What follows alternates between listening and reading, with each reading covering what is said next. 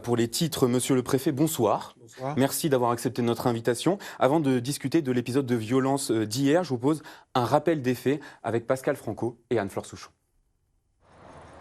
En l'espace de 3 mois, le quartier de Croix-de-Néra a acquis une notoriété dont il se serait bien passé. Le 18 mai dernier, un corps en partie calciné est retrouvé, un couteau planté dans la tête dans une voiture dans les collines. Mercredi, aux Aurores, un peu plus loin, scénario quasi identique. Un corps sans vie est retrouvé calciné sur la banquette arrière d'une voiture. Quelques heures plus tôt, vers minuit et demi, un homme de 25 ans, domicilié dans le Vaucluse, reçoit une balle dans la jambe, devant le bureau de poste. De quoi rendre un peu nerveux les habitants du quartier. Je me sens menacée. J'ai peur, je peux pas. Je m'enferme chez moi. Je sors pas trop, il faut pas que j'en parle, il faut pas. Ça fait beaucoup quand même. Cette année, il y a beaucoup de meurtres, mais il faut que le gouvernement bouge, quoi. Plus de policiers, plus de fermeté. On vit un petit peu dans ce climat un peu en permanence. On a un petit peu l'habitude maintenant qu'on se retrouve avec de base des voitures brûlées, des poubelles brûlées.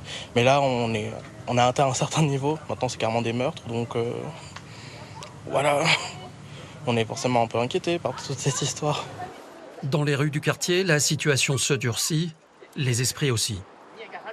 Je pense qu'ils s'entretuent entre eux, et ben, tant pis pour eux, hein, c'est tout. C'est politiquement incorrect, c'est vrai, mais c'est comme ça. Tant que ça ne touche pas la population à côté, qu'il n'y a pas quelqu'un qui soit tué ou blessé, entre eux, ça ne me gêne absolument pas. Ils peuvent tous s'entretuer, ça ne me gêne pas. En toile de fond de ces faits divers, le narcobanditisme. Pour l'instant, le parquet ne s'exprime pas sur ces affaires. Le temps est encore celui des enquêtes de police. En marge de ces événements, la nuit a aussi été marquée par des incendies criminels. À Pérignal et Sarliève, 2 pavillons ont été incendiés. À Aulnat, une maison occupée par une mère et ses enfants a été brûlée. L'enquête est en cours pour déterminer s'il y a un lien entre toutes ces affaires. Joël Mathurin, c'est une nuit de violence sans précédent. Depuis le début de l'année, il y a eu 5 homicides à Clermont-Ferrand sur fond de trafic de drogue. Est-ce qu'on a franchi un cap en matière de violence entre les bandes rivales ? Il y a eu, depuis le début de l'année, 4 homicides sous fond de trafic de stupéfiants et 1 blessé grave. Nous avons le narcotrafic qui menace et qui est la racine de l'hyperviolence que nous constatons en particulier sous la voie publique. Les services d'enquête judiciaire, bien sûr, mènent leur enquête, donc nous n'allons pas conclure sur ce qui s'est passé récemment, mais tout porte à croire que vraisemblablement nous sommes face encore à des règlements de compte liés au narcotrafic. Et avec une approche de réseau qui dépasse notre département, pour être tout à fait clair, avec donc des liens liés à d'autres territoires et des affrontements entre acteurs du réseau pour contrôler le marché du trafic de stupéfiants, en particulier sur Clermont-Ferrand. Qu'est-ce que l'on sait justement sur ce réseau ? D'où il provient ? Nous avons, c'est l'enquête qui le dira, mais des suspicions pour qu'il y ait des règlements de compte avec des personnes qui viennent de l'axe rhodanien, en confrontation avec des personnes plus locales. Et donc, nous verrons, encore une fois, il faut être prudent, mais très clairement, nous avons des réseaux de narcotrafiquants qui dépassent le niveau local, qui s'affrontent sur notre territoire. Monsieur le Préfet, je vous propose maintenant d'écouter Marlène Eustache. Elle est secrétaire départementale du syndicat de police Alliance 63. C'est une interview enregistrée ce matin. Elle vous demande un choc d'autorité. On écoute. Les criminels se rendent compte que finalement, Clermont-Ferrand est une ville où on peut facilement rentrer, facilement sortir et on a accès à tout. Donc voilà, donc, ce que je vous disais tout à l'heure, il faut vraiment qu'il y ait une réaction de l'autorité. Il faut se rendre compte qu'il faut un choc d'autorité, sinon on ne va jamais y arriver. Nous, on va rester au milieu de notre Clermont-Ferrand et on ne va pas être aidés. Joël Mathurin, qu'est-ce que vous lui répondez ?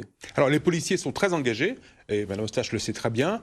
Depuis le début de l'année, nous avons dans notre département engagé une action forte de présence sous la voie publique, plus 35% de présence sous la voie publique de la part des policiers. Nous avons en constatation de faits par les policiers liés à la délinquance, trafic de stupéfiants, plus 69% de faits constatés par les policiers. Donc ils sont mobilisés. Et le ministre d'État, le Premier ministre, ont donc intégré Clermont-Ferrand dans le dispositif et la doctrine ville, sécurité renforcée, ce qui nous donne des moyens complémentaires d'appui, notamment par des unités de force mobile, des unités d'investigation nationale pour venir nous appuyer, pour continuer la lutte. Et il y a une lutte acharnée qui doit se poursuivre, mais les policiers, ce qu'il faut reconnaître, c'est qu'ils sont sur le terrain et ils ne lâchent rien. Lorsque l'on voit l'ampleur du trafic aujourd'hui en Auvergne, on se pose la question des résultats de l'opération PlaceNet XXL. Est-ce que cela a vraiment permis de déstabiliser le réseau ? Nous avons déstabilisé les réseaux. Les autorités judiciaires ont mené des enquêtes qui ont conduit à des démantèlements de filières. Encore en mars, la procureure de la République d'ailleurs en a fait écho, il y a eu 13 personnes qui ont été interpellées sur le quartier de l'avenue de Charras. Une demi-douzaine sont aujourd'hui encore en prison. Ce sont des têtes de réseau. Et donc, nous avons démantelé ce réseau sur l'avenue de Charras. Et c'est d'ailleurs évidemment pour ça qu'en déstabilisant les réseaux, il y a des luttes de pouvoir. Un certain nombre de réseaux extérieurs d'ailleurs qui viennent sur notre territoire se confronter et conduire cette lutte que nous avons ces déstabilisations. Mais nous allons poursuivre.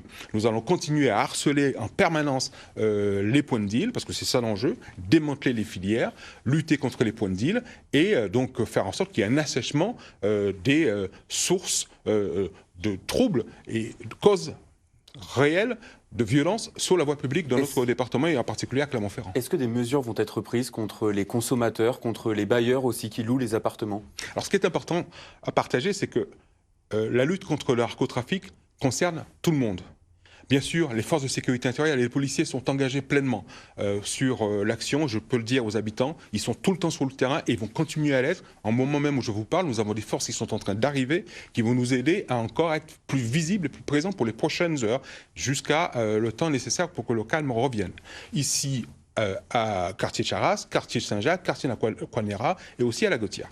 Mais il faut se dire que c'est l'affaire de tout le monde. Par exemple, si vous avez un loueur qui loue son appartement à une personne qui sous-loue son appartement à un dealer pour faire de la nourrice, ce loueur, il faut qu'il participe à l'action. Et d'ailleurs, je vais écrire dans les prochaines heures à un propriétaire, puisque ce matin, nous avons identifié une nourrice, pas loin de l'avenue Charras, je peux le dire, un propriétaire privé, je vais lui écrire pour lui dire qu'il faut qu'il dénonce son loyer, son locataire. Et s'il ne le fait pas, 15 jours après, la loi narcotrafic me donne les moyens d'aller vers la justice pour demander l'expulsion de ces trafiquants qui utilisent des bases arrières en logistique opérationnelle. Pareil, quand vous louez votre fonds de commerce à une activité qui peut être liée au blanchiment d'argent de la drogue, vous participez au trafic. Et donc, je dis au syndic, soyez vigilants. Quand il y a un commerce qui s'ouvre en bas de votre porte, il faut demander des comptes, il faut faire voter le syndic.